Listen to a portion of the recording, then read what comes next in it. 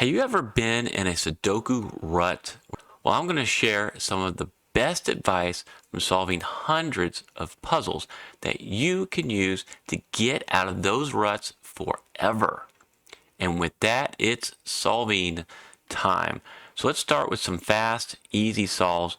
You may notice with these twos and this two, there's only one place for 2 in block 6. So you can solve that cell right there.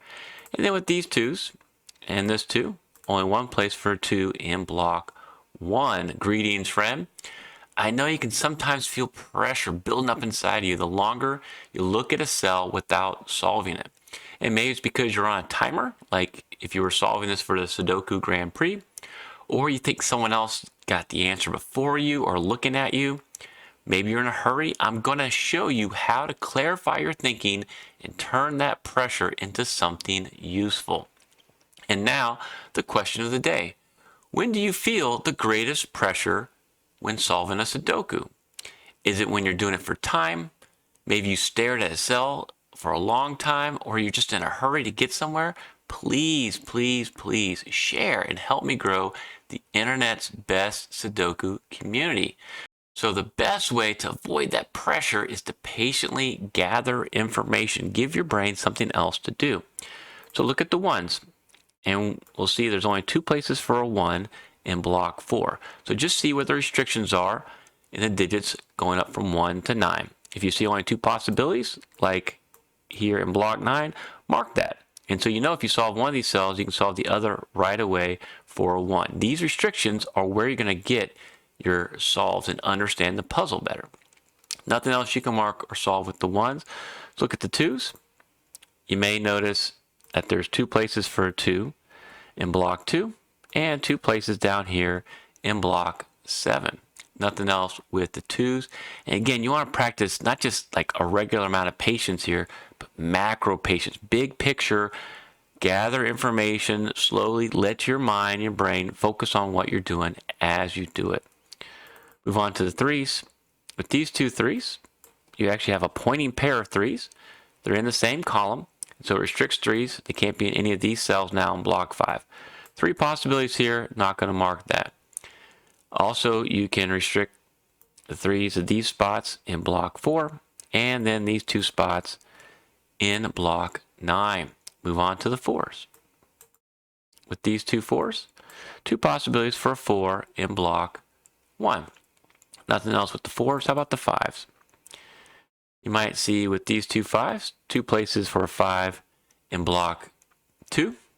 And then with these 2 5s, 2 places in block 6. And these 2 5s, 2 places in block 7. And what you might see here, this is good information. The 2 and 5 are restricted to the same 2 cells in block 7. That makes them a hidden pair. And what it means is no other candidates can be in those 2 cells. If you put something else here, you run out of spots for a 2 or a 5 in block 7.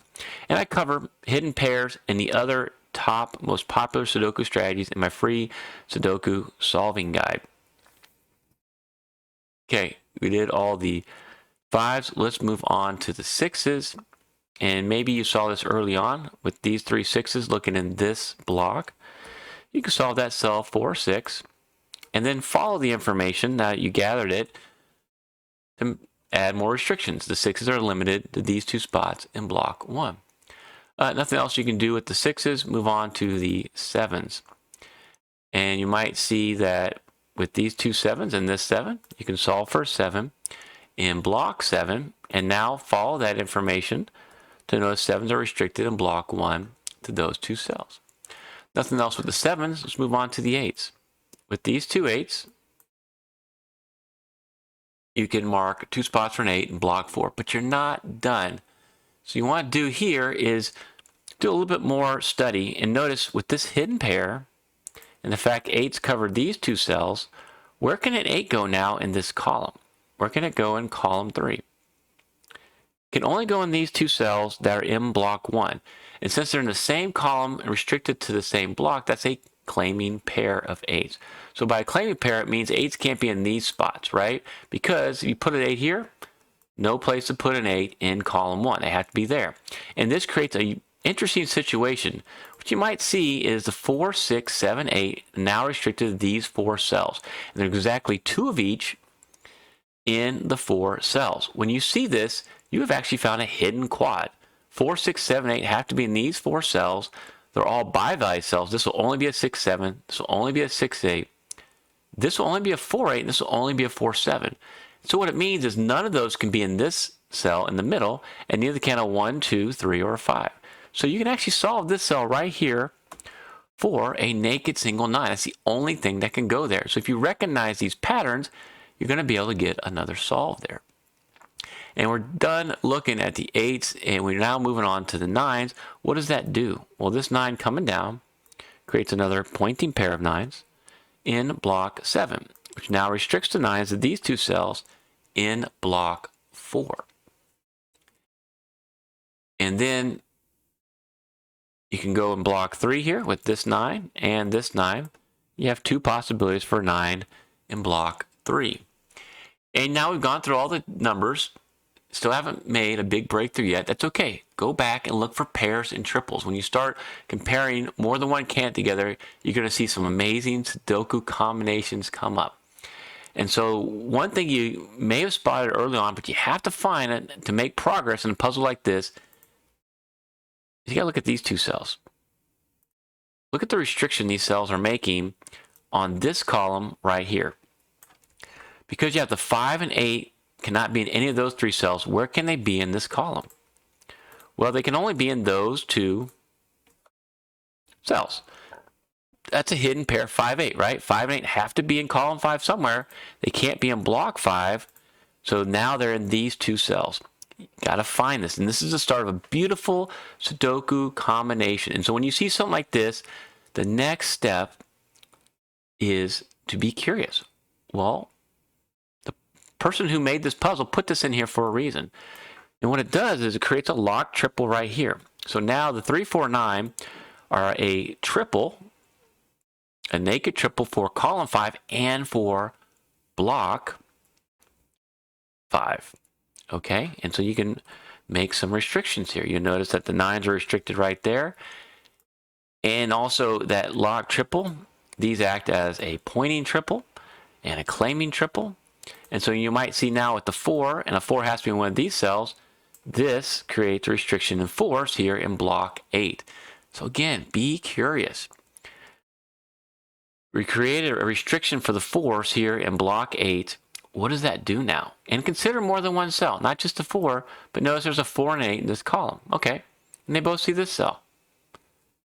If you look across, you see a 4 and 8 in another column. That affects this bottom row. Sure enough, 4 and 8 right here affects this cell. So what does that mean for row 9? What it means is you have another hidden pair, because the 4, 8 can't be here or here. The only 2 places left are right there. And the only way to find that is to find this hidden pair, to know this hidden pair, and create this third hidden pair. You do that by being patient and now start considering more than one can at a time. And so what does that do for the puzzle? Why you put a hidden pair there, what does that do? You want to figure out the impact on row, column, and block. What further restriction does it place in these blocks? Well, you might see now with this 2 cuts across, it can't be in these 2 cells anymore. 2s have to be here. They're a pointing pair of 2s. Well, that means that can't be a 2, right? So now you can solve this cell for a 2. This is a beautiful Sudoku combination, hidden pair to pointing pair to get this solved. And so now you want to take this macro patience and you turn to what's called micro speed. As soon as you see something, solve it and look for the next impactful cell that you can solve. Once you get to a spot where you can recognize those solves, then you're going to get a lot faster and do that micro speed of solving multiple cells. But right now, go back to being patient. Keep figuring out the impact and where it will lead you. So after doing that 2, how does that impact block 5? Well, with this 6 cutting across, you now have a pointing pair of 6s in block 5. 6s can't be here. Where can they be in block 8? They have to be right there, which displaces that 4. Once you displace the 4, you can solve the cell for a 4. And so now you've made a pretty good breakthrough here, because this is a 4. Now that has to be an 8, and you know you're on to something here. And so let's follow the momentum here. You got these 6s now restricted right there in block 7. You got the 4 and 8 you just marked. Well, now with this 8 coming down, where can the 8 be in block 8? Well, it's got to be here, which means this has to be your 5 now. So you can remove the 5 from there. And then what does that do? Again, look at impact, row, column, and block. You create a heavy house. 6 digits here now in row 2. 2, 3, 4, 5, 6, 9. You just need a 1, 7, and an 8. Well, the 7 and 8 are right there. So that now is a 1 and creates a 7, 8 naked pair. So mark that and be curious again. What does that mean? I'm able to mark a 1 right here. You put more restrictions now on column 7. And what's interesting here is notice you have a 1, 2, 6, 7, 8. You need a 3, 4, 5, 9. Well, the 5s and the 9 both see these two cells. So this is now a 3, 4 naked pair. And this has to be a 5, 9 naked pair. And you notice that there's a 3 right here in this cell. Well, the 3 can't be there, right? Because the 3 has to be one of these cells. So you can displace that 3, solve this cell now for a 3, which is going to restrict 3s to these two cells in block 3. And so be curious now and look at the impact, row, column, and block. You made 3s there. You made 3s there. The restricted rows 4 and 5 in blocks 4 and 6. So where can a 3 be now in row 6? Well, it has to be in block 5 there, right? Can't be here because of this 3. Can't be here because of the 8. This is now a 3. It has to be a 3, right? Nowhere else can a 3 go in row 6. Which means now that's going to be your 4, and that's going to be your 9. And look at the impact. With this 4, there's your 4, and there's going to be your 3. And now, amazingly, once you start seeing some solves, you'll see that things are going to pick up again. And don't overlook opportunities. Just follow the marks you made and clean them up. So now that has to be a 3. With this 9, that has to be a 9. And we can clean up these marks here. And then what else can you do? Well, now with these 4s, where can the 4 go in block 4? It's got to be there, displacing that 1, displacing that 8.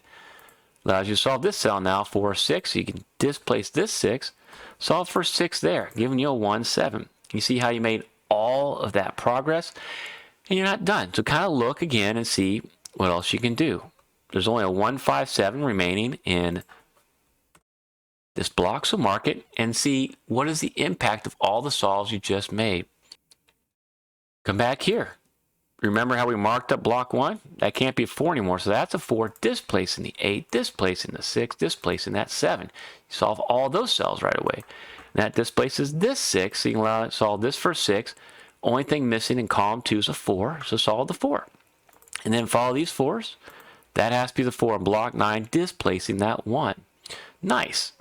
And now you can see here, you just have an 8 or 9. With this 8, that's the 8 displacing that 9.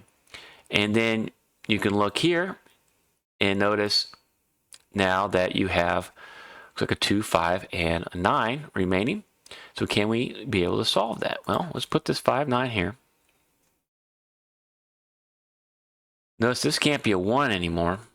And so you got a 5, 7, 9 in the column. Well, 5, 7 right here means that has to be the 9 now. So there's your 5, and there's going to be your 7. Well, that's the 1, that's the 5 right there, okay? 5 in the block means that's a 9 now. With these two 9s, that has to be a 9 displacing that 2. So now you got a 2, 5 there, and you got another beautiful Sudoku combination. You see how the micro speed now comes out to make all these solves. With the 7 in the row, that's a 1, that's going to be a 7 now. And now let's finish up strong here. What do you have remaining in this column? You need a 1 and 3. Well, with these two 1s, that's got to be a 1 displacing that 3. So you can displace this 3, solve this for a 3 now. With this 9, that's got to be a 5. 7, 8 here. With this 8, there's your 8, there's your 7. That's got to be the 7 now. 2 digits remaining. Look at both of them. You need 8 and a 9. Well, with this 8, that's the 8, and your last digit is a 9. Now apply macro patience and micro speed to help you solve this next puzzle. Thank you so much for watching.